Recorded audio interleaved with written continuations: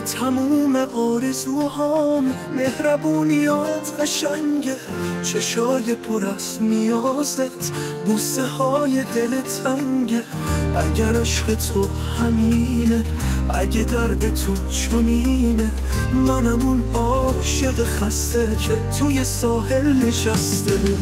صدای گرم نفسات روی اون قبار رو بافته، اگه بارونی بباره روی چشماتو بگیره، اگه اون ترانه عشق روی ساحلا بشینه، تموم ستاره ها رو روی دل ها میبینه.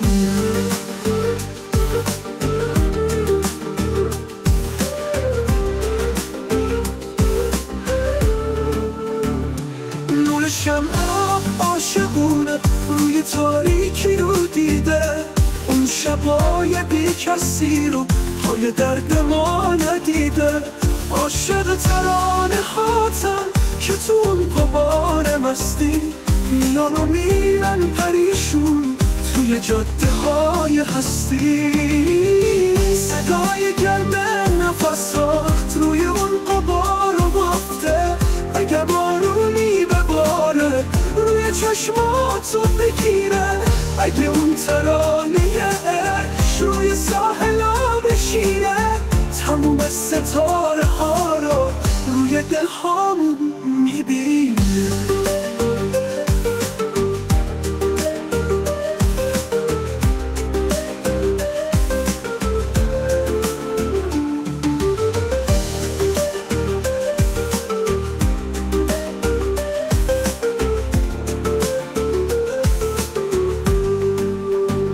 نور شمع عاشقونه روی تاریکی رو دیده، اون شبای بی کسی رو پای درد ما ندیده. عاشق ترانه هاتم که تو اون غبار مستی، میان و میرن پریشون توی جاده های هستی. صدای گرم نفسات روی اون غبار رو بافته، اگه بارونی بباره روی چشماتو بگیره، اگه اون ترانه عشق روی ساحلا بشینه، تموم ستاره ها رو روی دل ها میبینه.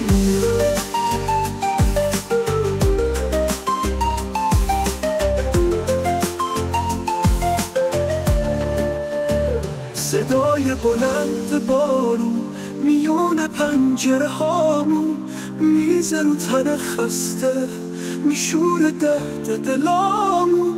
به یاد هر خنده تو دنیاتم بازم قشنگه، شبای بی جاده روندن واسه یک دل تنگه.